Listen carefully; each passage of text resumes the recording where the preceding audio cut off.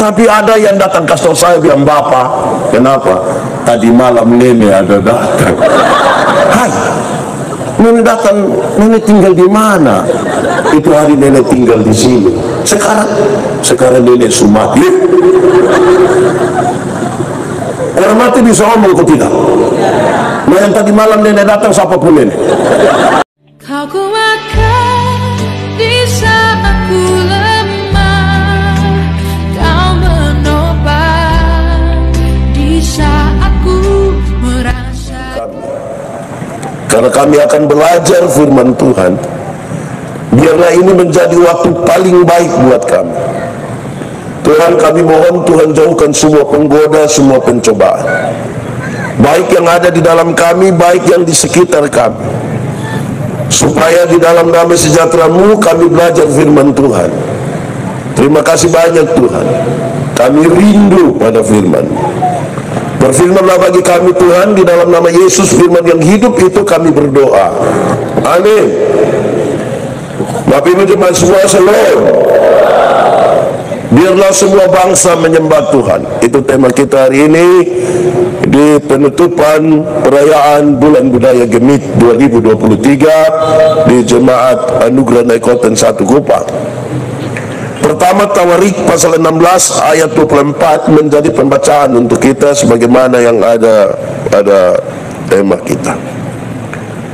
Pertama, Tawarik pasal 16 ayat 24, yang sudah dapat katakan amin. Mari kita baca sama-sama karena hanya ada satu ayat. 1, 2, 3. Ceritakanlah kemuliaannya di antara bangsa-bangsa dan perbuatan-perbuatannya yang ajaib di antara segala suku bangsa. Demikian firman Tuhan. Berbahagia setiap orang yang mendengar firman, memelihara dan melakukan dalam hidup setiap hari. Shalom. Aduh, kurang kuat. Shalom. Yang anak-anak shalom. Yang anak sekolah jawaban pendeta pun pertanyaan dulu. Bangsa dan suku bangsa sama kok beda? Aduh, ini doang supara. Ulang. Bangsa dengan suku bangsa sama kok beda? Beda kok sama? Sama kok beda? Beda! Dia punya tulisan saja beda itu. Bangsa itu besar. Bangsa Indonesia. Coba sebut beberapa bangsa di dunia. 1, bangsa anak-anak. Coba sebut bangsa-bangsa di dunia. 1, bangsa. 2, bangsa. Semua Indonesia. Jadi di dunia ini tidak ada bangsa lain selain Indonesia. Oke, 1 Indonesia. 2 bangsa Israel. 3 bangsa mana? Timur. Oke, jadi bangsa itu dia besar. Suku bangsa itu lebih spesifik. Misalnya di Indonesia ada orang Sabu, itu suku bangsa. Di sini ada orang Sabu? Pasti sedikit. Oh banyak, di sini banyak. Boleh angkat tangan yang Sabu? Mantap, terima kasih. Tepuk tangan dulu. Pakai berteriak sedikit. Yang rote, tidak ada teriakan. Timur, Alor. Oke, kira-kira bangsa-bangsa gitu. Saudara-saudara, hal ini kenapa penting?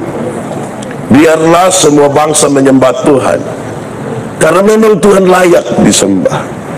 Tapi kisah yang kita baca dalam pembacaan ini, saudara-saudara, sangat berkaitan dengan sukacita Daud karena tabut perjanjian dibawa masuk ke dalam kemah suci. Apa yang ingin disampaikan di sana, saudara-saudara, itu berkaitan sekali bahwa seluruh kemegahan, seluruh kemenangan, seluruh keperkasaan daripada Daud itu semua terjadi karena dan di dalam nama Tuhan. Tidak boleh ada satupun yang merebut kekuatan, kehormatan dari Tuhan. Semua itu harus ada di Tuhan. Daud bersukacita sekali. Pergumulan panjang dan kemudian baik kemah suci dibuat dan tabut perjanjian dimasukkan di sana. Dia bersukacita. Malam hari ini saya ajak kita untuk merenungkan salah satu dari ungkapan sukacita yang dinyanyikan. Pembacaan tadi mengisyaratkan, dia kasih tahu, biarlah semua bangsa itu mendengar, karena kita menceritakan kemuliaan. Menceritakan apa? Kemuliaan itu berisi paling tidak 3 hal. Pertama, kemuliaan itu berisi kedudukan yang tinggi sekali. Kedudukan yang tidak ada kedudukan yang lebih tinggi lagi dari Tuhan. Setinggi-tingginya kedudukan manusia, ya paling-paling 5 tahun, 10 tahun. Kita jadi gubernur berapa tahun? Paling-paling 10 tahun. Jadi bupati berapa? 10 tahun. Jadi pendeta juga sedikit selesai. Tetapi Tuhan itu sangat tinggi. Karena itu kedudukannya sangat tinggi. Tidak boleh ada satupun yang karena kedudukannya dia rasa dia lebih tinggi dari Tuhan. Tidak boleh. Harus kasih tahu seluruh bangsa di dunia, seperti apapun kedudukan kita, kita belum bisa dibandingkan dengan Tuhan. Kedua, kemuliaan itu berkaitan dengan kerendahan hati. Orang kalau setinggi dudukan baru rendah hati, itu orang baik sekali. Sudah sangat tinggi tapi rendah hati, turun betul-betul. Bahkan kerendahan hatinya itu ditunjukkan pada puncaknya, yaitu ketika dia menjadi manusia di dalam diri Yesus Kristus.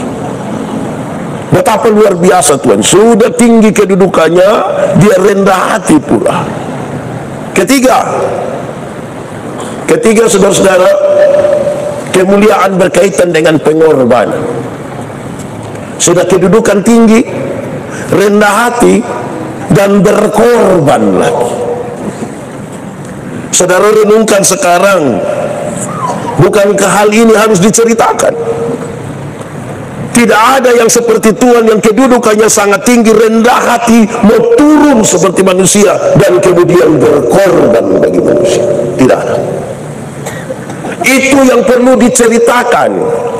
Ceritakan kepada siapa? Kepada bangsa-bangsa. Semua bangsa di dunia harus tahu bahwa Tuhan itu tinggi, Tuhan itu dia rendah hati, dan Tuhan itu berkorban bagi manusia. Harus dunia tahu. Apa hubungannya dengan budaya, saudara? Supaya apapun yang dilakukan oleh budaya-budaya yang tadi kita sudah sebutkan, Timor, Leste, Sabu, Alor, manapun, tidak boleh di luar yang ini, yang menceritakan tentang Tuhan itu. Sehingga tidak boleh tiba-tiba ada satu acara budaya, satu mabok, baru dia kasih tahu, dia cerita tinggi, saya begini-begini pernah jalan di atas air. Itu bisa. Kadang-kadang kita pakai atas nama budaya, saudara, supaya membenarkan seluruh tindakan yang tidak berkenan di antara yang tadi disebutkan itu. Kadang-kadang kalau orang mulai mabok itu, dia pun cerita, saudara-saudara, berat. Sudah kedudukan berusaha untuk mau tinggi lagi, semena-mena lagi dengan orang lain. Saya biasa bilang, orang kalau sumabok itu, tiga seloki begitu, dia pun istri suka nepukul itu. Terus dia istri sengaja menangis, lempar kembali dia pun suami. Jadi tidak tahu siapa yang mabok. Kemungkinan dua-dua. Saudara yang ngomong, saya hanya bilang dua-dua saja. Tidak boleh. Tidak boleh ada satupun yang atas nama budaya yang dia buat seolah-olah ini nih pengalaman berbudaya, ini harus diwariskan, ini harus diteruskan, yang penuh dengan judi dan hal-hal yang tidak berkenan kepada Tuhan. Tidak boleh. Yang bangsa-bangsa mesti tahu Tuhan yang maha tinggi, yang rendah hati, dan yang berkorban. Tidak boleh sedikit pun kita cerita tentang kita. Saudara, Daud punya banyak alasan untuk menceritakan tentang kelebihannya. Daud hanya gembala kambing domba di padang, yang dia punya bapak sendiri juga tidak meyakini kalau ini anak bisa jadi raja. Tapi Tuhan bekerja dengan sangat luar biasa, dan kemudian Daud jadi raja. Ada banyak pergumulan, pertentangan di situ, saudara-saudara. Terakhir dalam urusan dia dengan Saul. Tapi itu bukan yang dia ceritakan. Yang dia ceritakan adalah cerita tentang Tuhan. Di bagian awal ini, saudara-saudara, biarlah semua bangsa menyembah Tuhan. Saya ingin mengatakan bahwa inilah kesaksian yang sesungguhnya. bersaksi tentang Tuhan. Saudara-saudara, kadang-kadang kita punya kesaksian itu, kesaksian yang lebih banyak bercerita tentang kita dan bukan Tuhan. Siapa mau bersaksi, saudara, 95% bicara tentang Tuhan, nanti 5% baru bicara tentang dia, supaya biar Tuhan yang diingat. Ada yang dia 90%, 95% dia dulu. Kalau orang yang bicara tentang dia lebih banyak, biasa bangun dan bangun langsung bilang, dulu yang tukang pencuri itu ini, dulu yang tukang mabok ini, dulu yang tukang judi. Semua dia cerita, sudah 2 jam kok. Orang susen-sen baru terakhir dia bilang, untung Tuhan. Menurut saudara, orang ingat siapa? Ingat dia atau ingat Tuhan?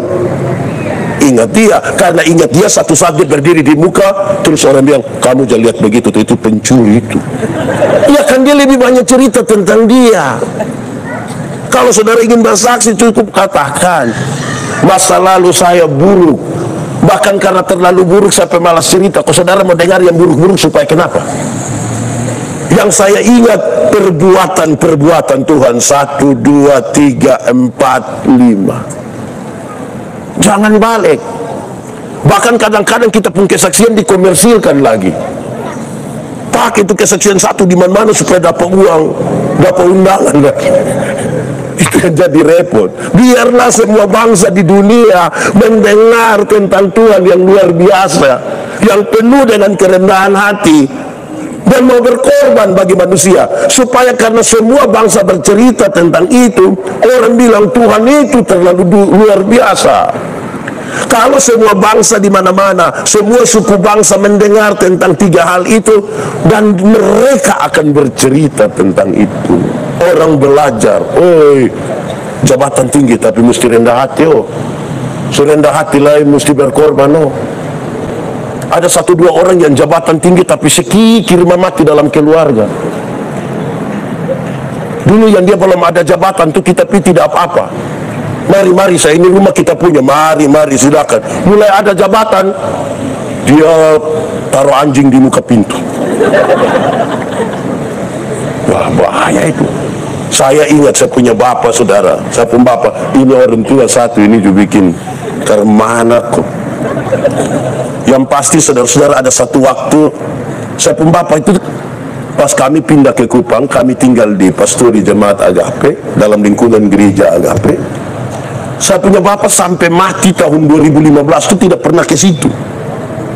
Tidak pernah ke situ. Mama sempat pergi, kakak-kakak pergi, tapi bapak tidak pergi.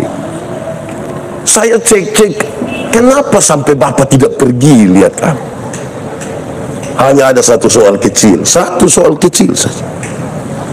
Dan sebenarnya bukan soal, kalau waktu mau mengerti lah. Hanya karena di pintu masuk ada tulis, tamu harap lapor. Ini yang saya bapak tersinggung.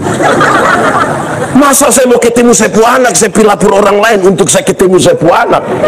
Jadi kalau kamu perlu saya, kamu cari saya. Karena saya tidak akan pilapur orang untuk ketemu anak sendiri. Menurut saudara itu baik, kok tidak baik? Saya sampai hari ini belum menemukan dia penjawaban, saudara. Rupanya ini tagal dia jadi pendeta, dia pun bapak mau ketemu pilapor security untuk ketemu dia pun anak. Saya juga harusnya kan begitu toh. Tapi saudara lihat sekarang, jangan karena jabatan, jangan karena apapun saudara, kemudian kita rasa kita paling tua. Dulu dia belum jadi RT, ini dia pun panggil orang sopan sekali. Ina, minta tolong Ina. Mama tanah ya.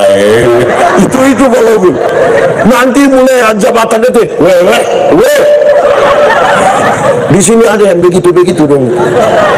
Nah itu kan tidak bisa memuliakan Tuhan dengan yang begitu-begitu. Tidak bisa. Saudara, karena ini bagian yang disampaikan ini adalah ungkapan sukacita. Daud itu ingin sampaikan kepada banyak orang, bahkan ceritakanlah sudah di ini bangsa-bangsa di dunia, bahwa ini sebuah perkara beriman. Kalau kamu berhasil itu karena Tuhan, kalau kamu gagal itu karena Tuhan, kalau kamu maju itu karena Tuhan. Maksudnya yang saya maksudkan gagal karena Tuhan itu bukan berarti Tuhan kasih gagal kita. Kadang-kadang kita mau, Tuhan tidak mau. Ada proses bersama-sama dengan Tuhan di situ, supaya setiap kali orang berefleksi iman. Saudara, orang beriman itu, saudara, apapun yang terjadi dalam hidupnya, dia berespon secara iman. Ada orang meninggal, orang mati toh, dia bertanya, apa yang saya imani ini tentang kematian? Ternyata yang saya imani kematian, tentang kematian bukan akhir dari segala sesuatu, bukan. Kematian adalah tempat di mana kita diubah dari tubuh yang dapat binasa ini ke dalam tubuh yang tidak dapat binasa, supaya kita bisa bersama dengan Kristus dalam kekekalan di surga, dalam keyakinan iman. Begitulah dia menyanyi, sabar dalam susah sukarmu. Saudara tidak tahu ini lagu? Nah, kenapa suruh saya solo?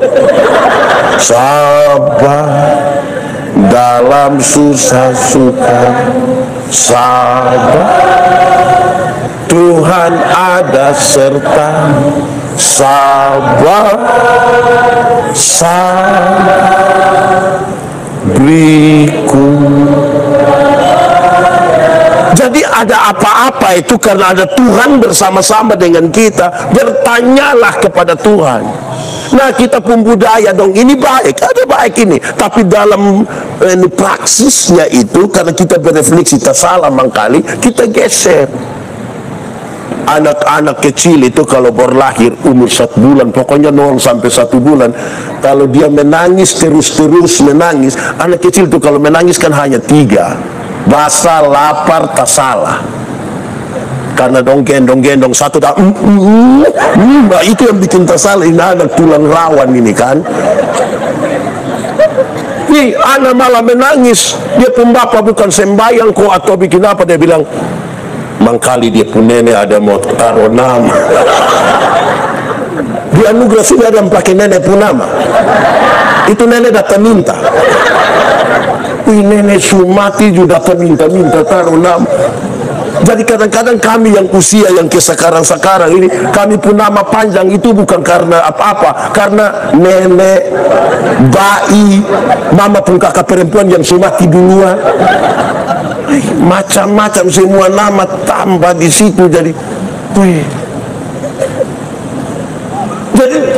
ini kisah hanya mau supaya kita sekalian ini berefleksi tentang Tuhan yang luar biasa, yang mau berkorban bagi kita, yang datang. Ceritakanlah ke semua bangsa perbuatan-perbuatan ajaib, kasih tahu di suku-suku bangsa.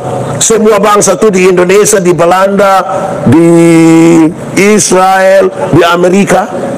Perbuatan yang ajaib ceritakanlah di Rote, di Sabu, Sumba, Sumbawa, Surabaya, Jakarta, Medan, Batak, Batak T. Itu ceritakan Tuhan punya perbuatan, supaya orang tahu, oh ternyata Tuhan yang besar. Amin. Kadang-kadang kan kita menceritakan salah tuh, sudah ceritakan salah, berefleksi salah, ambil kesimpulan salah. Di mana-mana kan saya bilang, semua orang meyakini kalau orang mati itu tidak bisa omong. Betul atau tidak? Memang orang mati tidak bisa omong. Kalau orang mati bisa omong, itu pasti pas dia mati kita mau ganti di pakaian, pas buka-buka sampai sini, wah! Tapi kan dia tidak bisa omong. Tapi ada yang datang kasih saya bilang, bapak, kenapa? Tadi malam nenek ada datang. Hai, nenek datang, nenek tinggal di mana? Itu hari nenek tinggal di sini. Sekarang nenek Sumati. Orang mati bisa omong kok tidak? Nah yang tadi malam nenek datang, siapa pun nenek. Baru kita tanya, nenek datang kasih apa? Nenek datang kasih nomor KP bapak. Nenek tukang judi begini tuh, saudara percaya? Memangnya malam-malam itu nenek cakar-cakar yang 2 kali 3 kali 4. Saudara-saudara, kadang-kadang kita punya tidak baik satu ini, alasan budaya untuk kita pun maksud. Alasan budaya untuk kita pun maksud. Contoh, Kadang-kadang ada sesuatu terjadi dalam masalah di rumah, dan bilang begini, Bapak, ini mangkali kuburan di kampung ini ada pecah sedikit. Di ujung, dia ujung ada pecah. Jadi ini mesti babi 1,5 ekor. Hai, kalau setiap kali kuburan pecah pakai babi ini, babi juga bisa stres itu gara-gara kita punya kuburan. Saudara-saudara, jangan pakai adat itu, pada dasarnya dia baik. Semua bangsa berbudaya, Tuhan juga berbudaya. Tuhan Yesus waktu datang ke dunia ini kan dia berbahasa Aram, dia ikut seluruh tradisi Yahudi secara baik. Tetapi jangan sampai karena kita punya mau. Bayangkan hari susah begini nih.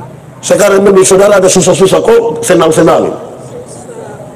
Kita ada susah, tidak tahan lagi mau nikah. Pokoknya ini harus nikah, sudah harus nikah. Piju bapak mantu omong santai-santai, sudah sapi 20 sah. Laku ini ada saja meminta makan, datang makan, dia sengaja antar nona kau makan di itu rumah. Kalau ada kita minta sapi 20, baru bilang ini adat mau ke mana. Lepas pulang foto ambil sapi 20, print, isi di map, antar. Itu hari saya mau kawin orang Sabu. Itu hari. Ada yang kas taku saya bilang, kan don tahu saya ini takut naik pohon karena saya fobia ketinggian. Don bilang, woi kawin orang Sabu mesti naik pohon tua. Saya bilang, kecil. Ya betul, kecil. Naik sampai daun, kecil. Nah bikin kerban, tinggal sensor gas jatuh, saya naik ke jalan-jalan. Kok yang penting naik. Saudara-saudara, janganlah kita sengaja pakai adat budaya ini kok bikin susah orang. Toh, amin kok tidak? Gitu.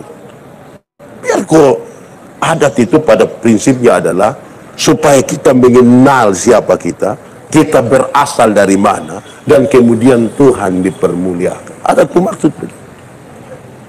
Sehingga semua yang bertentangan dengan Tuhan pun mau, jangan.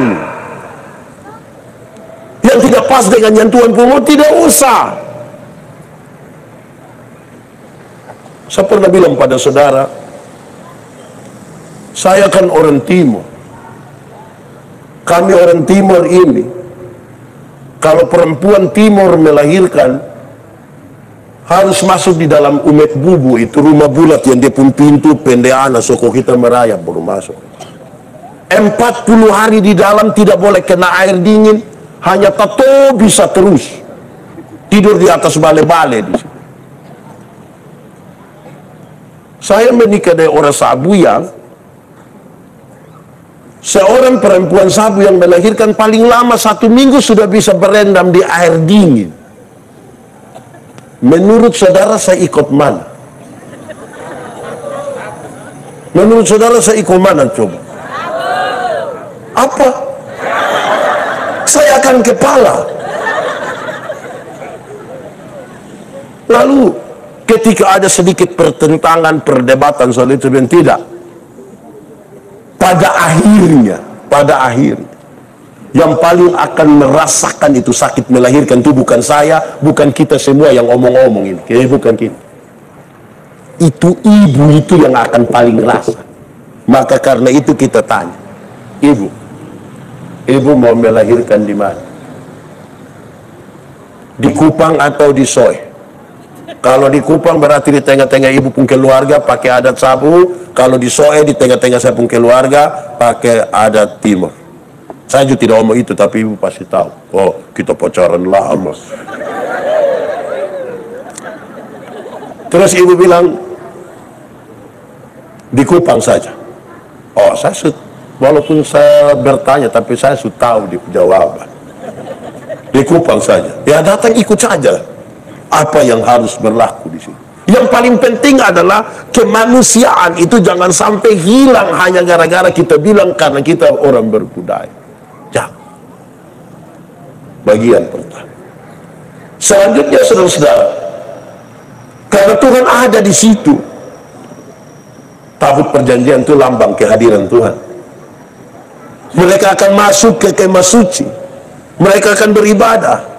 Tuhan ada di situ, maka mereka harus menjaga. Pertama, respon mereka kepada Tuhan tadi saya sudah sampaikan. Tapi yang kedua, dalam kaitan dengan penjelasan pertama, maka Tuhan menjadi satu-satunya pusat dari seluruh penyembahan mereka. Itu harus diketahui oleh seluruh bangsa. Tidak boleh ada dua Tuhan yang disembah. Tidak boleh ada dua Tuhan yang kita datang kepadanya. Engkau harus mengambil keputusan bahwa aku dan seisi rumahku hari ini akan beribadah kepada Tuhan dan tidak kepada yang lain. Apa maksudnya, saudara? Supaya jangan sampai kita menyembah kepada dua, menyembah kepada hanya satu Tuhan. Tapi jangan terlalu ekstrim juga, saudara. Karena saya ketemu beberapa orang yang terlalu ekstrim. Hanya Tuhan yang patut dihormati. Dia bilang begitu. Sepakat ke tidak? Sepakat. Karena dia bilang hanya Tuhan yang patut dihormati, maka dia ikut upacara orang bilang kepada Sang Merah Putih. Hormat! God! Dia tidak hormat. Kenapa? Hanya Tuhan yang patut dihormat. Ini bodoh ini. Waktu kita hormat bendera itu bukan berarti kita tidak hormat pada Tuhan. Saudara bisa merasa sebagai warga yang baik, warga bangsa, di mana kita pun kemerdekaan Tuhan berikan bagi kita. Kita tahu itu adalah kemurahan dari Tuhan atas kita. Tapi simbol-simbol ini patut kita hargai. Makanya kita waktu saya hormat bendera bukan berarti saya tidak hormat kepada Tuhan. Jangan terlalu ekstrim juga. Kalau memang hanya Tuhan saja, dan tercatat saja sebagai warga kerajaan Allah. Jangan tercatat sebagai warga Nekoten 1. Ada pembagian beras, jangan coba-coba cari. Karena kita hanya warga kerajaan sorga. Jadi tempatkanlah pada tempat yang tepat refleksi kita, supaya itu kemudian tidak menjadi salah. Saudara, Tuhan menjadi satu-satunya pusat dari seluruh penyembahan kita, dari seluruh gerakan kita, dari semua yang kita lakukan. Tuhan menjadi satu-satunya hidup kita. Supaya apa? Pusat dari penyembahan kita. Supaya kita tidak pisahkan terlalu jauh, bahkan seolah-olah tidak ada hubungan antara hidup setiap hari dengan kehidupan kita dalam ibadah. Banyak orang ini, saudara, beribadah dia jadi orang lain, dalam kehidupan nyata dia jadi orang lain. Waktu pemilihan majelis ini, kenapa ada banyak orang tidak mau? Karena don takut kalau berkhotbah itu don jadi orang lain. Kalau tiap hari duduk kau ceritakan dia, weh kawan dong, apa kabar? Weh kawan, apa kabar? Itu ketika dia jadi majelis, dia sudah berubah. Saudara-saudara yang dikasihi di dalam Tuhan. Nah, untuk berubah begini nih, weh beta berat, kawan beta berat. Padahal ini kan saudara-saudara yang dikasihi, ini kan sapaan bagi sahabat, kenalan, orang-orang yang duduk. Kan tidak usah jadi orang lain di situ. Bayangkan kalau dia pun teman dong, yang teman main kartu dong, ada duduk sama-sama dan dia bangun, dia bilang saudara-saudara yang dikasihi, terus dia pun teman dia, maka bubarlah itu ibadah. Di sekitar Nekoten sini juga ada yang begitu. Nah, ini yang kita persoal. Akhirnya kan kita bikin jarak terlalu jauh antara hidup setiap hari dengan kita pun kehidupan beribadah. Ada satu anak muda, kalau dia tidak pernah ikut gereja, terus tiba-tiba dia mulai rajin sedikit, kadang-kadang yang jadi setan itu dia putih mandong. Wih, rajin, Beta kawan pernah rajin begini 2 hari sah. Nah anak akhirnya rasa kikar mana kok. Jadi saudara-saudara, supaya kita jangan sekali lagi memisahkan itu. Jangan sekali-kali memisahkan kita punya hidup ini. Ceritakanlah perbuatan Tuhan yang ajaib bagi suku-suku bangsa. Paling tidak dia punya 2 pesan.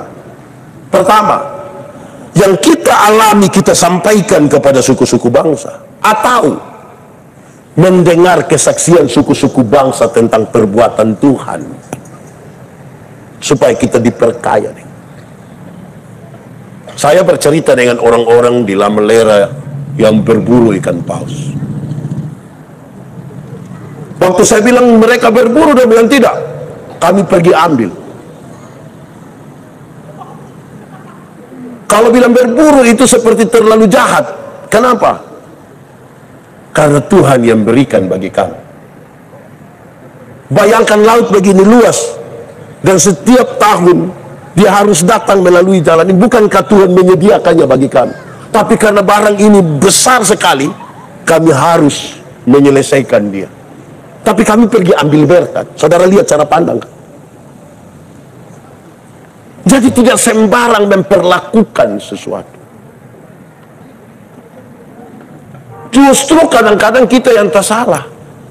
Saya pernah bilang waktu saya pimpin di awal, kita ini jalan malam-malam, lihat pohon beringin satu tergoyang. Bisa kita naik hotel sini ada pohon beringin, tergoyang. Ada sapa di situ.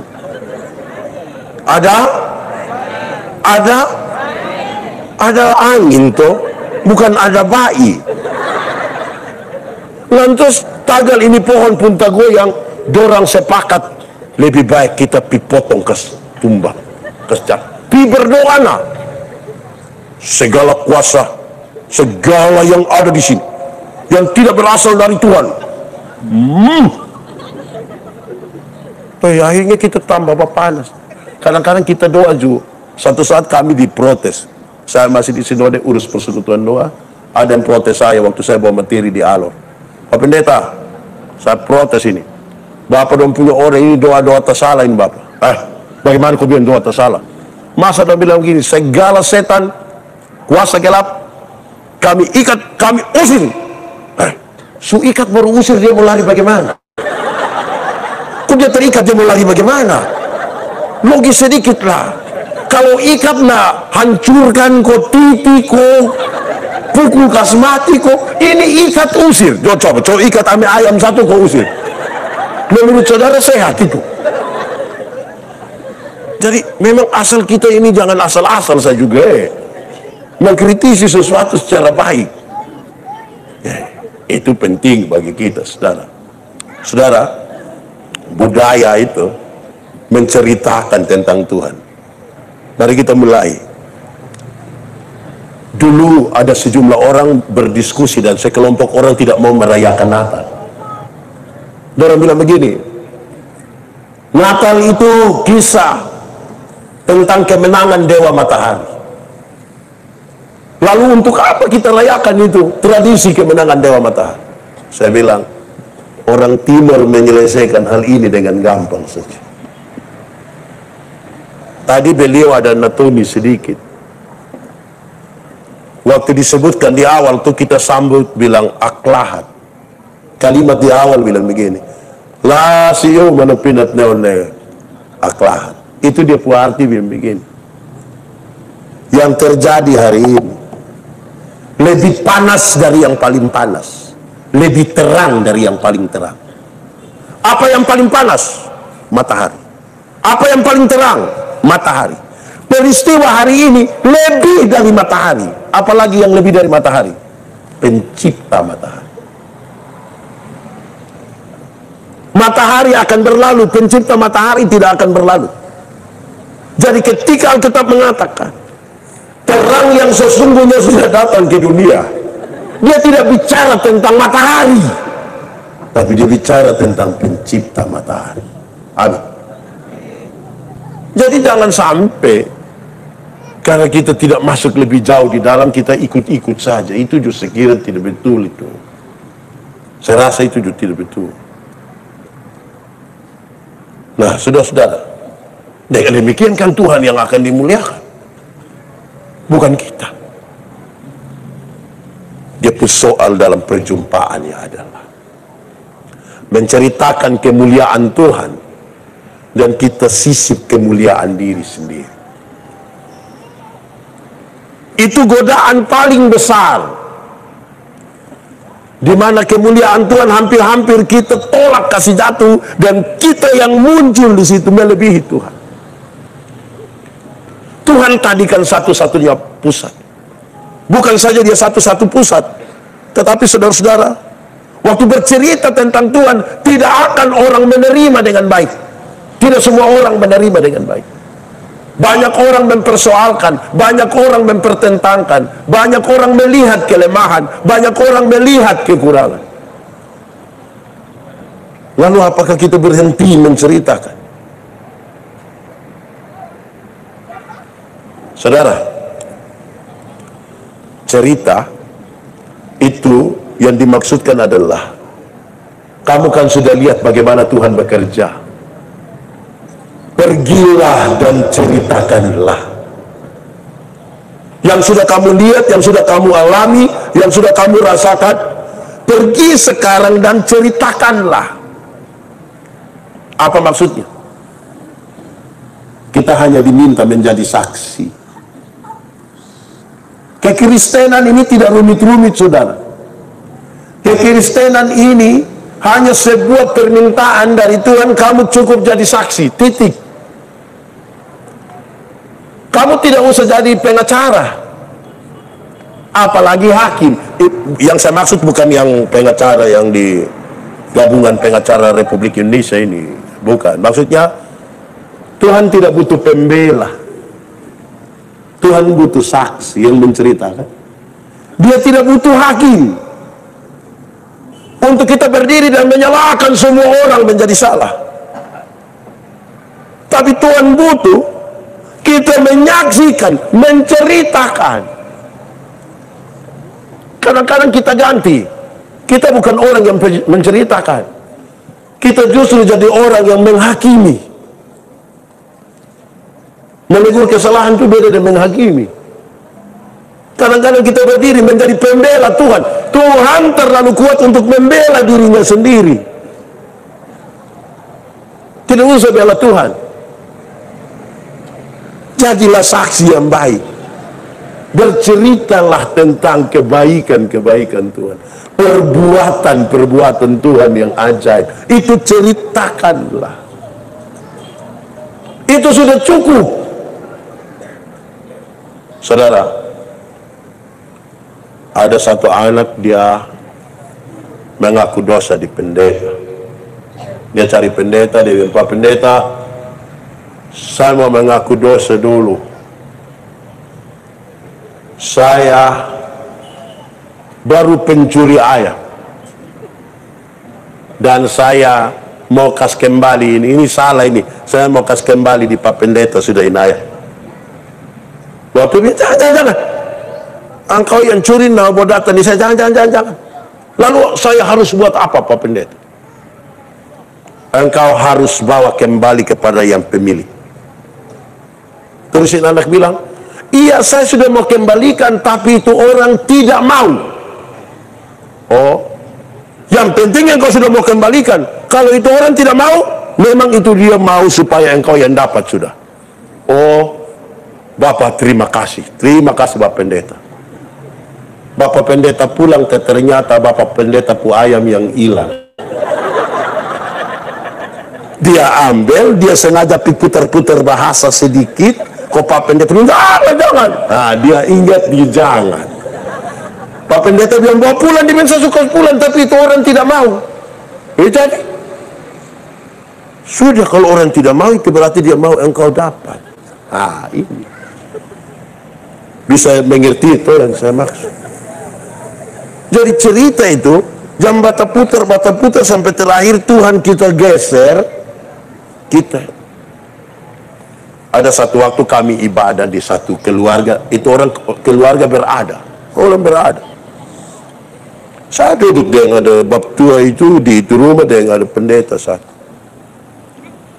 Di bagian doa syafaat dia berdoa.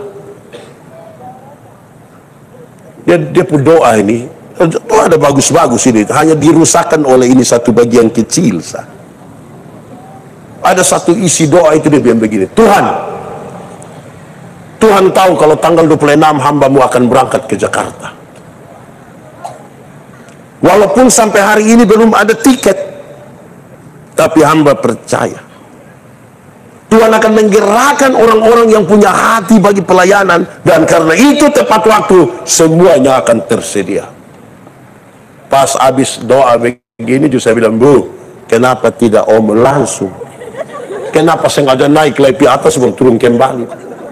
Doa politik begini jangan. Itu kita cerita salah, itu bukan Tuhan pemau, kita pemau itu. Jadi lebih baik yang santai, yang baik, yang kita mau sampaikan terbuka, jujur. Selesai itu. Karena menceritakan ini salah sedikit dia jadi banyak, penggal salah sedikit. Nah, tradisi-tradisi budaya kita ini kan budaya lisan. Waktu ingin menuturkan sesuatu kan kita lisan kan, bukan menulis. Nah, waktu dia cerita tuh dia tambah mabok sedikit, berarti koma bisa tambah 2, titik tambah 3. Nanti di tempat lain dia cerita berbeda. Jadi yang kita wariskan ini apa? Ini justru serius, saudara. Supaya kita jangan salah menceritakan. Isi ceritanya jelas. Ceritakanlah tentang kemuliaan Allah yang besar itu, yang tinggi, yang merendahkan dalam diri dan mau berkorban. Perbuatan-perbuatan ajaibnya itu katakan kepada banyak orang. Tidak usah dengan repot-repot bercerita. Tuhan terlalu baik. Saudara, kita bangun pagi saja itu tanda Tuhan baik. Amin kok? Amin kok tidak? Amin. Bayangkan kalau tadi malam Tuhan pimana begitu, terus Tuhan lupa pulang. Tadi pagi dia tidak kasih bangun kita. Menurut saudara ini hari siapa kubur siapa? Itu saya Tuhan sudah baik itu. Tuhan sudah sangat baik. Tidak usahlah kita cari sesuatu yang seolah-olah ini sangat spektakuler. Boleh kalau itu benar-benar terjadi, boleh ceritakan. Tapi jangan sampai kita terlalu terfokus kepada yang besar-besar itu, lantas kita lupa bahwa Tuhan turut bekerja di hal-hal kecil ini untuk mendatangkan kebaikan bagi kita. Bercerita. Yang menarik itu saudara, kalau cerita tentang Tuhan itu, kita terbatas kata-kata. Tapi cerita tentang temaan, apalagi omong orang punama itu, kita punya kekayaan berbahasa itu tinggi sekali. Orang-orang yang suka gosip itu, biasa dia memulai gosipnya dengan satu kalimat pendek yang bagus sekali. Jadi ada orang duduk begini, dia datang, seduduk terus dia bilang begini, weh, bukan kita mau omong orang, Kalau dia sebelah dengan bukan kita mau omong orang, itu orang hancur sudah, itu orang hancur sudah. Di sini ada yang biasa begitu, kau yang datang kau bilang bukan kita, ada di sini. Dia laki-laki, kau perempuan. Nah, dia pakai motif mana? Motif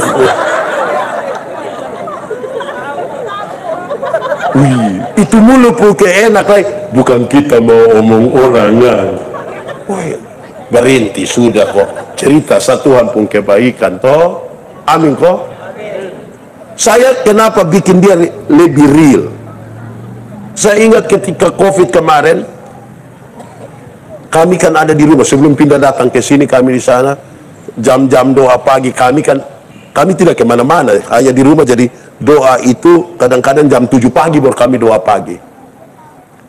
Ada satu lagu yang sering sekali kami nyanyikan, dan karena saya punya pengalaman dengan Jonathan itu berbeda, maka saya rasa memang kita tidak bisa bikin ikut kita pun mau untuk kami menyanyi, ku mau cinta Yesus Nah, setiap kali menyanyi kan saya menghayati.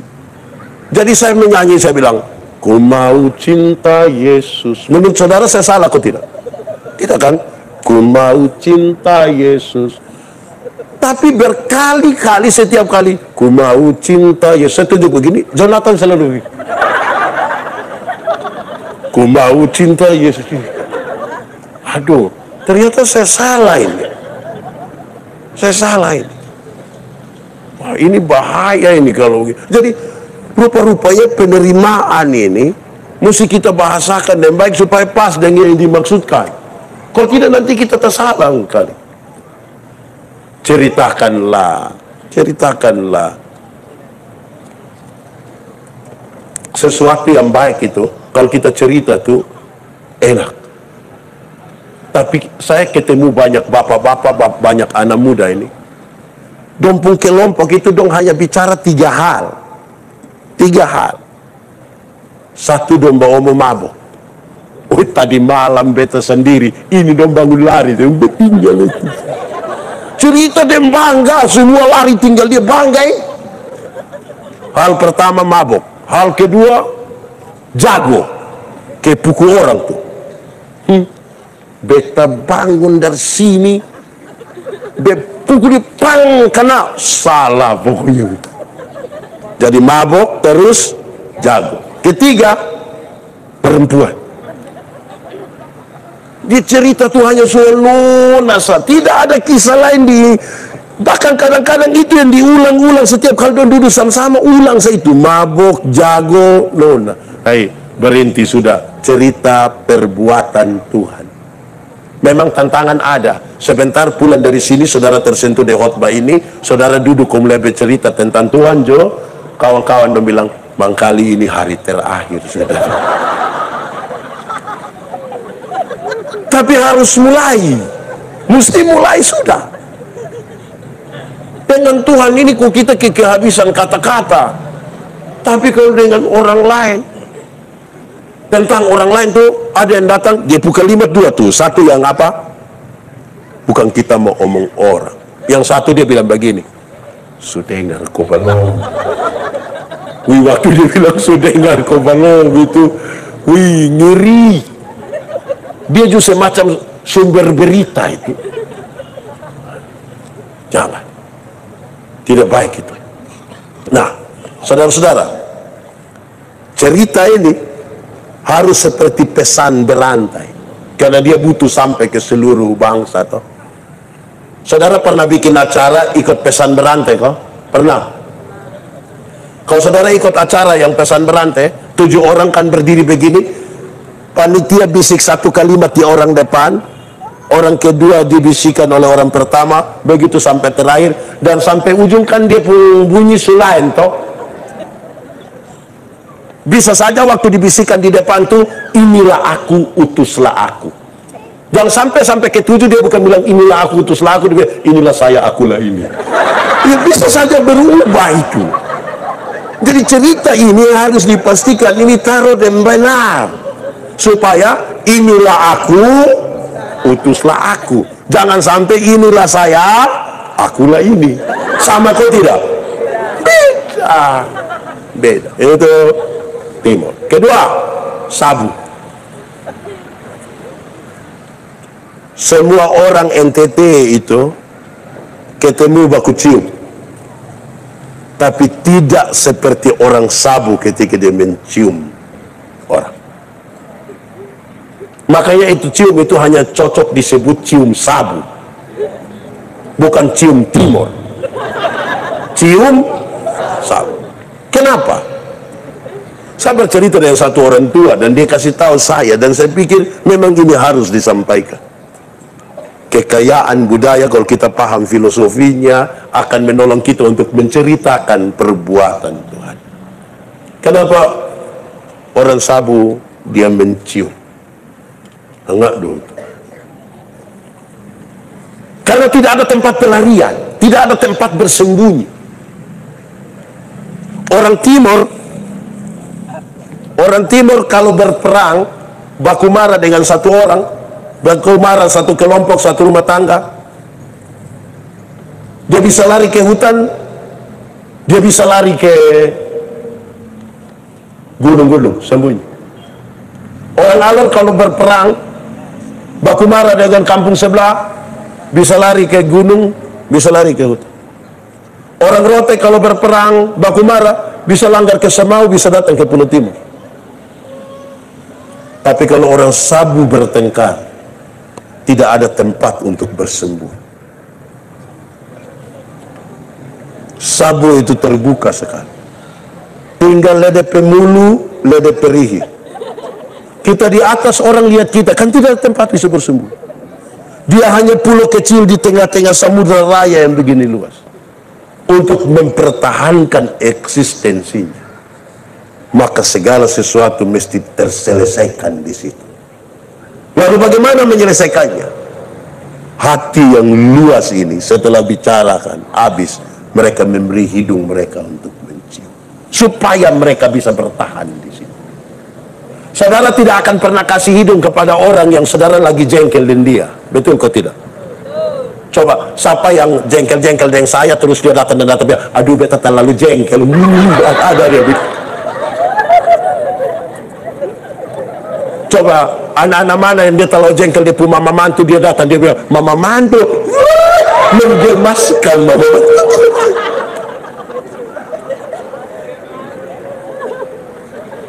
Jadi sekarang kita mengerti bahwa ini hidung bukan dia hanya akan kasih, tapi beres dulu, kan tidak ada tempat bersembunyi.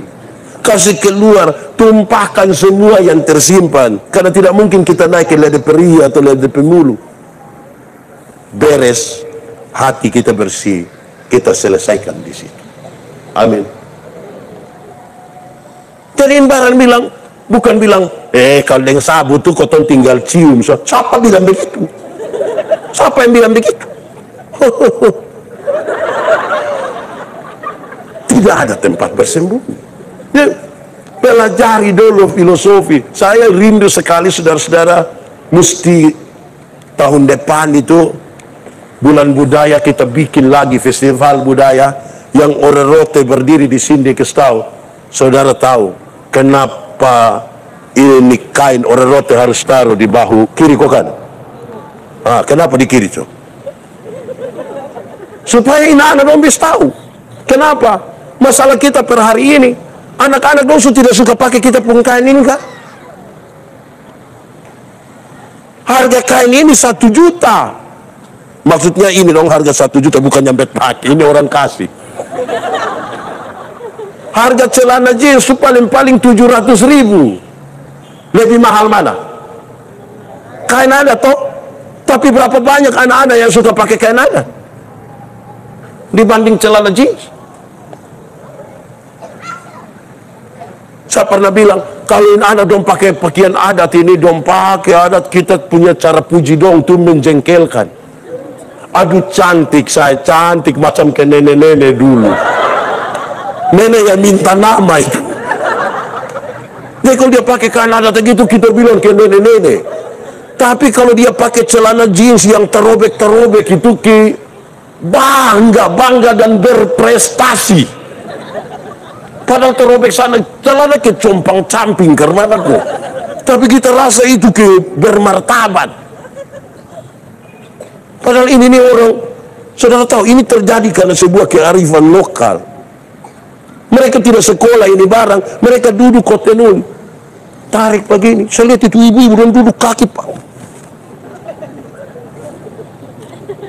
Jadilah begini, kita tidak pakai. Kita sibuk dengan yang robek sana, robek sini. Ada yang salah mungkin dalam kita hidup. Nah, dari segi filosofi itu kan kita dapatkan sesuatu yang lebih toh. Waktu orang Rote voti, orang Timur juga bisa bikin gerakan voti. Gerakannya saya bisa, filosofinya saya tidak tahu. Supaya kita memahami lebih apa yang ingin kita sampaikan kepada orang lain. Saya kalau lihat di Sabu kok ina-ina dan mulai apalah itu. Nah, itu kan bagus, sudah mati. Ini apa kok tidak habis-habis? Wow, iya. Daripada yang dipesa, oke semua tangan di atas. Ini apa ini? Saudara, tim kampanye. Apa dong? Mantap tuh. Ya gitu. Oke. Saudara-saudara, bagian terakhir. Menyembah. Menyembah itu kata dasarnya apa? Sembah. Karena kata dasarnya sembah, saudara tahu kalau kita datang kepada Tuhan, datang dalam penyembahan, kerendahan hati.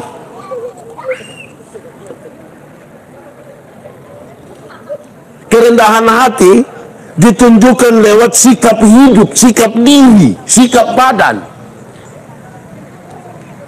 Apa itu? Karena kita datang kepada Tuhan menyembah, cara duduk, cara berpakaian, cara semua itu betul seperti orang yang menyembah. Sehingga hati-hati, jangan sampai kok bilangnya menyembah, tapi yang kita tunjukkan bukan penyembahan. Itu juga hati-hati. Karena itu berpakaian, bertingkah laku seperti seorang yang menyembah. Datang kepada Tuhan, datang dengan sembah. Saudara, kalau kita bicara tentang orang-orang di NTT, dia bawa persembahan untuk dia mau bawa ke tempat di mana dia sembah. Saya ingat saya pimpin satu acara Pentakosta di Rote kira-kira 8 atau 9 tahun lalu. Ada orang datang bawa dia punya kerbau, ada yang bawa dia pun. Kita naik ke atas satu gunung di Lole dan beribadah di sana. Datang kepada Tuhan dengan penyembahan itu, kita sadar bahwa kita bukan siapa-siapa. Kita kehilangan betul kita pun diri di situ. Semuanya Tuhan punya, kita hanya mau datang kepada Tuhan. Apalah arti semua yang ada pada saya kalau saya datang tidak dalam sembah kepada. Saudara, saya pikir-pikir ini, kadang-kadang kita pun persembahan di gereja tuh orang identikan dengan yang penting uang.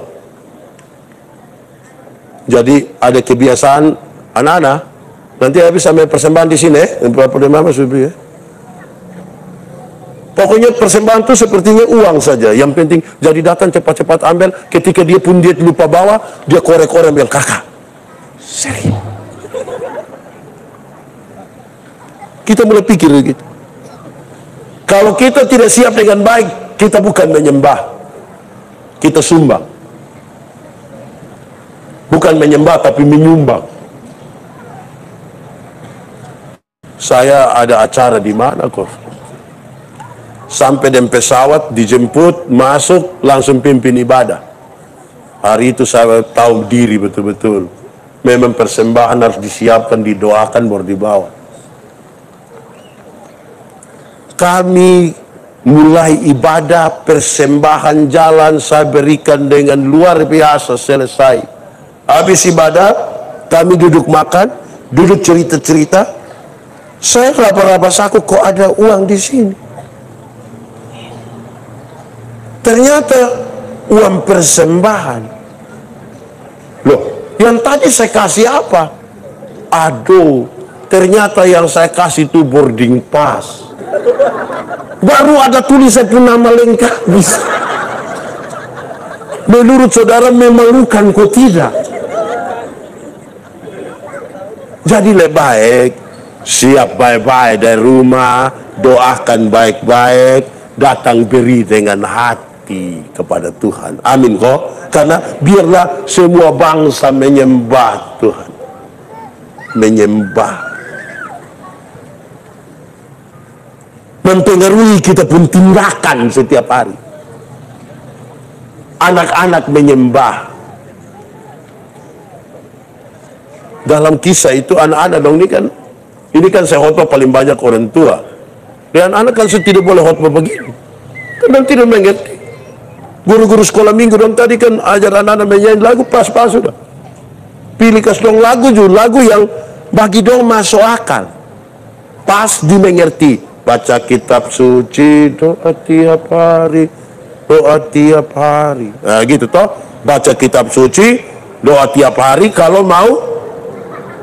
Bayangkan kalau kita pilih dong lagu, ku kan terbang tinggi. Setiap kali kita menyanyi doa dia tanpa tidur, wah, bagai raja wali. Menyanyi 2-3 kali tanpa tidur patah. Jadi pilih yang pas-pas sudah dendamku. Pas sudah dendam.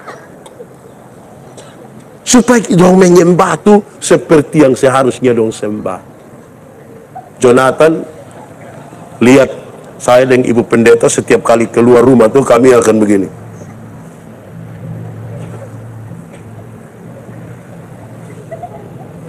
Satu saat pas kami semua mau keluar, Jonathan juga cepat-cepat lari masuk. Terus saya tanya, Jonathan, bikin apa? Berdoa. Jonathan doa bilang apa? Tidak, hanya begini. Betul, kadang-kadang kita tindakan seperti berdoa toh, tapi belum tentu kita berdoa kan? Nah, menyembah tidak bisa begitu. Sesuatu yang menggerakkan kita untuk melakukan sesuatu. Saya bilang kalau saya berkhotbah di siang-siang hari, orang mengangguk itu kan ada dua kan? Kalau dia mengangguk temponya tetap masuk itu.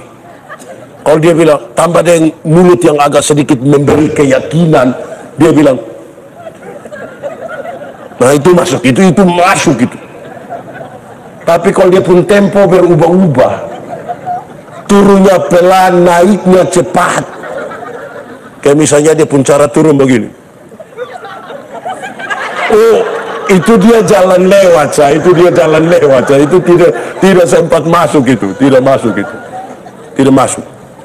Nah, ini penting dalam penyembahan. Saudara, saya ada di satu tempat, saudara. Saya tidak usah sebut nama tempat, nanti saudara bawa. Ada satu orang yang mau dibaptis. Penyembahan ini saya tidak sampaikan kan, saya pikir normal sajalah. Saya pilih kalimat yang mungkin tidak pas. Dia harus CD dewasa, waktu itu dia sekitar umur 32. Dia datang, dia berdiri, bicara-bicara, dia sejawab habis pakai bahasa daerah. Terus saya bilang begini, karena ada tikar, ada bantal. Saya bilang, bertelutlah sekarang untuk terima berkatnya. Maka dia tidur. Dia tidur di situ. Menurut saudara yang bermasalah saya atau dia? Saya, ibu kan. Harusnya saya kasih tahu, bertelut itu begini, tidur itu begini. Dia mungkin berpikir logis saja, ada bantal, ada tikar. Tidak mungkin makan bantal tuh. Dia tidur. Berarti kalimat yang saya pakai salah, tidak pas. Pemilihan kata itu tidak pas. Karena itu saudara-saudara, semua bangsa memuji Tuhan. Jadi mulai besok ada paduan suara di gereja, menyanyi pakai bahasa Inggris, tulis terjemahan di situ kok kita semua tahu. Bisa? Sebab saudara menyanyi, kita tidak tahu, kita hanya kita pusing nanti. Kami ada di Sabu. Saya panggil beberapa orang, kami bikin vokal group. Menjelang perayaan Paskah kami punya lagu terlalu mantap. I don't know why Jesus loved me. Bagi suara lagi. Terlalu mantap. Kami gereja jam 9 pagi. Pas kami di muka menyanyi, ada nenek-nenek tua di situ. Nah, kan orang Sabu itu air gula kan orang bilang edonahu. Dengan yakin sekali pendeta bilang, I don't know why Jesus love me. Yang satu korang bilang, mungkin dong haus dong minta air. Kita mau bagaya, ini pesan yang sampai salah. Jadi lebih baik tidak usah talalu bataveo, yang penting orang memuliakan Tuhan. Amin, kok bisa kok? Kurangi itu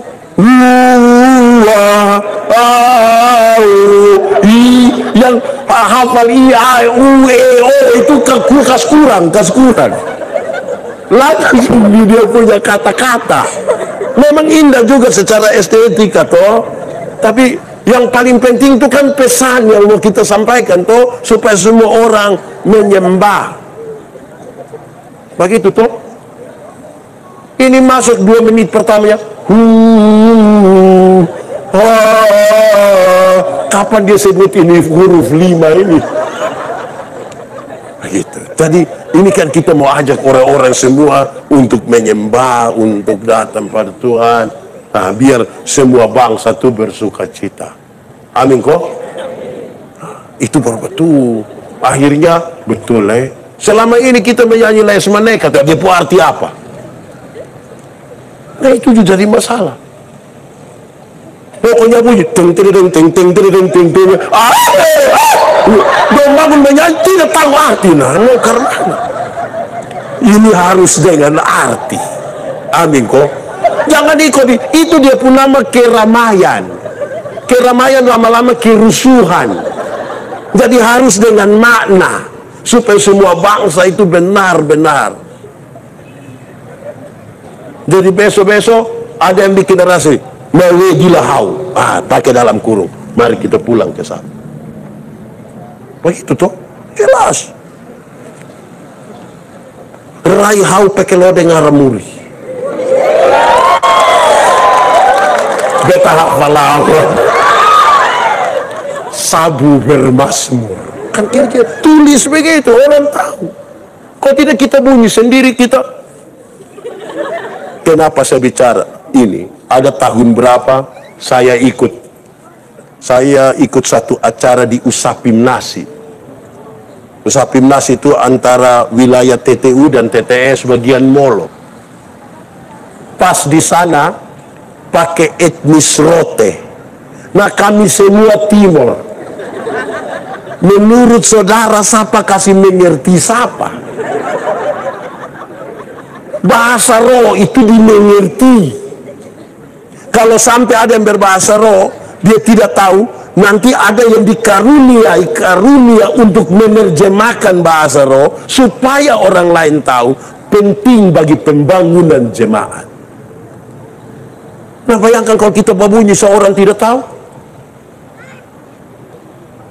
Memang pemilihan kata-kata ini untuk orang mengerti penting. Kami ada di pedalaman, satu saat ada acara nikah, kami pergi. Woi, MC ini baru dan luar biasa. Itu MC tambah sombong dan makan puji sedikit.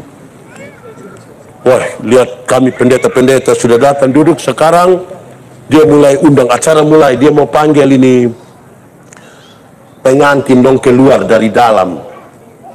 Prosesi masuk para pengantin. Pengantin mulai datang dari sana. Oke, mari kita semua memberikan amplop kepada pengantin. Saya tanya dia, apa? Mau kasih amplop? Amplop. Menurut saudara itu kata amplop ada arti. Yang dia maksudkan itu tepuk tangan, apa? Nah, tapi dia bilang amplop. Kita memberi sumbangan. Hati-hati ya supaya kita tidak salah, toh pesannya tersampaikan. Kan kita mau sekarang semua bangsa di dunia mendengar. Saudara-saudara, media sangat terbuka di mana-mana. Yang kita lakukan hari ini mungkin orang lain ikuti juga di Ambon, di Papua, di Jakarta, di luar negeri. Kan kita tidak harus beli tiket kopi sana, tapi pesan kita bisa disampaikan sampai sana. Amin. Yang pakai media sosial juga memuliakan Tuhan. Kadang-kadang kita ini makan kosong juga foto lagi upload baru tulis manjakan lidah. Hai, kangkung sendiri juga baik. Jangan pakai yang baik-baik. Kita foto-foto ini kadang-kadang, nah, saya biasa bilang, kita ini yang tinggal di zaman tustel ini kan beda dengan yang di kamera digital toh. Yang tustel itu kan film hanya 12, 24, 36. Ekstra 2. Itu pun yang satu dong foto di studio. Jadi kami kalau foto itu yang laki-laki itu rata-rata gaya pemain bola. Kami akan duduk. Yang ibu-ibu di standar-standar dekat itu. Kadang-kadang sambil cubit-cubit dulu sedikit. Nah, di digital sekarang kan orang mau foto. Semua gaya dong pakai habis. Wah, ini juga mesti bikin bapak kok. Pas toh? Amin Tuhan dipermuliakan. Mari kita tunduk kepala di hadapan Tuhan. Mari kita berdoa. Tuhan Yesus yang baik, kami bersyukur kepadamu untuk firman malam hari ini. Dialah menolong kami untuk kami menceritakan apa yang harus kami cerita. Untuk memuliakan Tuhan dan bukan untuk memuliakan kami. Untuk semua bangsa bercerita tentang Tuhan yang dahsyat, yang bertahta di tempat yang maha tinggi, tapi penuh kerendahan hati dan mau berkorban bagi manusia. Mulia namamu. Terima kasih banyak. Biar firman-Mu jadi pelita bagi kaki kami, sekaligus terang bagi jalan kami. Di dalam nama Yesus kami berdoa. Amin.